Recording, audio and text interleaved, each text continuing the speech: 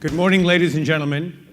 Thank you very much, Lenny, for that kind introduction. And a major thank you to Ron and to Peter for welcoming me here today to be with all of you for what I hope will be a very engaging and somewhat eye-popping presentation on what is happening around the world in ways that are extraordinarily compelling for all of you who are involved in the global insurance and risk management business. And I start out with a beautiful map of our world, flattened, unfortunately, but it's all I can do for representation purposes here. But we're terrestrial creatures, ladies and gentlemen, right? We're land-based creatures, and we often forget that waterways, the oceans, the seas, cover about 70% of the Earth's surface. And about 90% of all international commerce traverses on our world's waterways. And about 80% of all oil and natural gas that is shipped around the world on our oceans and waterways. And so I just need to emphasize the absolute primacy of the free and open international system that we've enjoyed here in the US, our Western and non-Western partners and allies around the world, all having access to free and open shipping to be able to participate in this international commercial system. But I want to give you something a little bit different than what we've been hearing about Russia for the last couple of years here in the United States. And I want to take you to what's going to be a next great strategic theater of competition globally, and that's in the Arctic region.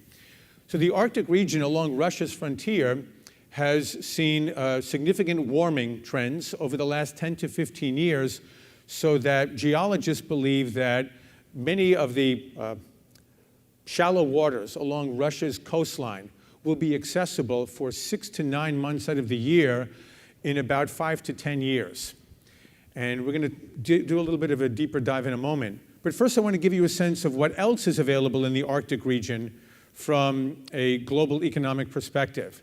And we're looking, first of all, at the fact that about 12% of the world's recoverable oil is believed to lie beneath the Arctic seabed, and as much as 30% of the world's recoverable natural gas, again, beneath the Arctic seabed. Today, we have international agreements in place that regulate the exploitation of hydrocarbons in the Arctic region. The question is, how long will these agreements be respected? And will there be other considerations that come into play from countries that have lesser regard for these types of agreements playing out in the years to come? But because of these shipping lanes that will soon be opened up along Russia's frontier, we already have several ships that have done test runs, and we have the possibility of the next great maritime superhighway connecting Asia to European markets with Africa and Europe, your Africa, if I might. And Africa is a continent which really has many of the world's fastest urbanizing regions anywhere today.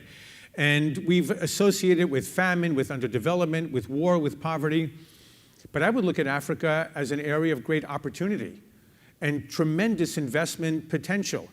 The US really hasn't strategically engaged Africa. We have trade levels of several tens of billions of dollars, some significant investment, but nothing on a strategic level. We tend to look at Africa really as an area where we can secure natural resources and where we can defeat these new Islamic terror networks up in the Sahara Desert, Al-Qaeda and Islamic State offshoots in northern Africa.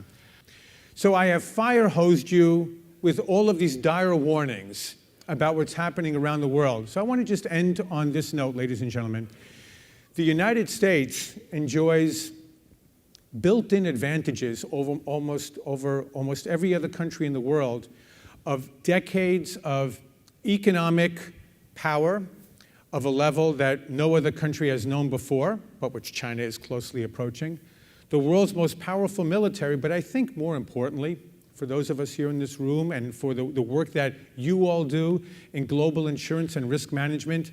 And I will close on that note. I wish you all a very successful and productive conference, and I thank you all very much again for your time, your interest, and in welcoming me here today. So thank you all very much. Thank you.